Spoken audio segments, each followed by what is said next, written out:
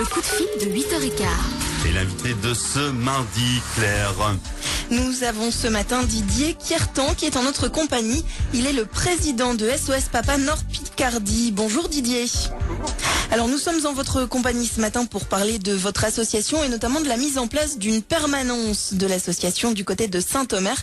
Alors l'association SOS Papa vient en aide notamment aux pères en situation de divorce. Est-ce que vous pourriez nous expliquer tout d'abord comment est née votre association ? Alors notre association est née en 1990, c'est un papa sur la région parisienne qui a vu effectivement son divorce réglé par la justice et qui n'a plus réussi à voir sa fille pendant plusieurs années. Donc il a compris qu'il fallait effectivement faire beaucoup de démarches, beaucoup de batailles juridiques pour pouvoir conserver le lien avec son enfant.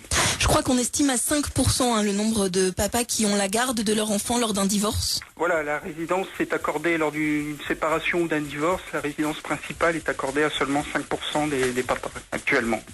Il y a vraiment un vide pour les pères, j'imagine, qui sont séparés de leurs enfants. C'est une douleur finalement.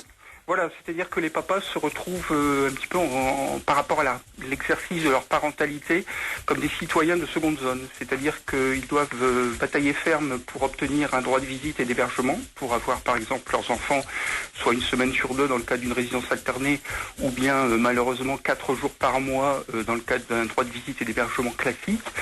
Et une fois qu'ils ont obtenu, après plusieurs mois de bataille juridique, parfois en ne voyant pas leurs enfants, puisque tant qu'il n'y a pas de décision judiciaire, vous n'avez aucun droit de pouvoir voir vos enfants, ils n'arrivent pas à mettre en application ce droit. C'est-à-dire qu'à partir du moment où ils ont un document de justice, une décision judiciaire, il est très difficile pour eux de faire appliquer ce jugement. Pourquoi ? Alors parce que les commissariats et les gendarmeries, malheureusement en France, sont en quelque sorte des zones de non-droit pour nos enfants. C'est-à-dire que les gendarmes et les policiers refusent d'intervenir et refusent de faire appliquer ces jugements. Vous avez donc un rôle de médiateur peut-être également avec la maman pour faire comprendre certaines choses, pour expliquer ? Alors cette situation est vraiment une situation de violence institutionnelle. Il faut pas se cacher la face, se voiler la face.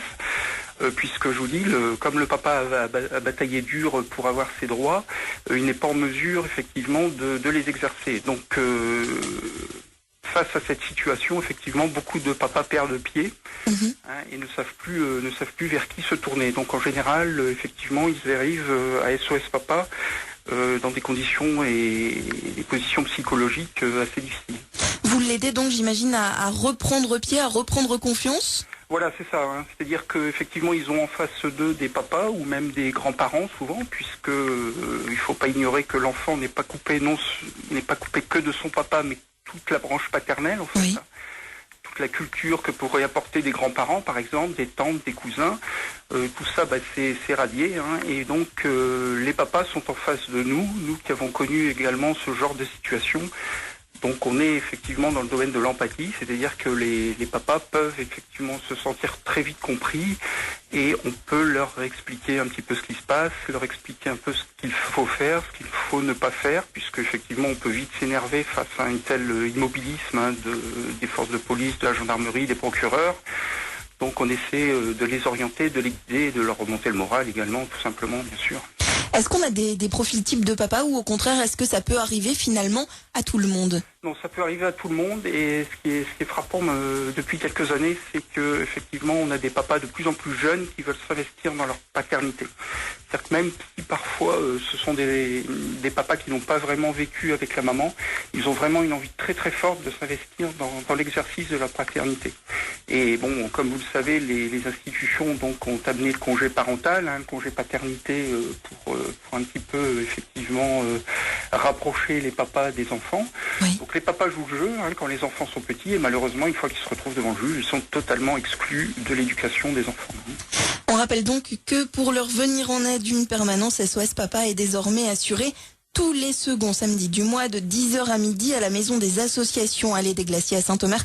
Et puis d'autres permanences, peut-être un numéro de téléphone Didier Kiertan pour vous joindre. Voilà, alors on peut nous joindre les mardis, mercredis, jeudis, toute la journée, de 9h30 à 17h30 au 09 51 06 54 22. Didier Kiertan, le président de SOS Papa Nord-Picardie. Merci beaucoup d'avoir accepté notre invitation ce matin sur RDL.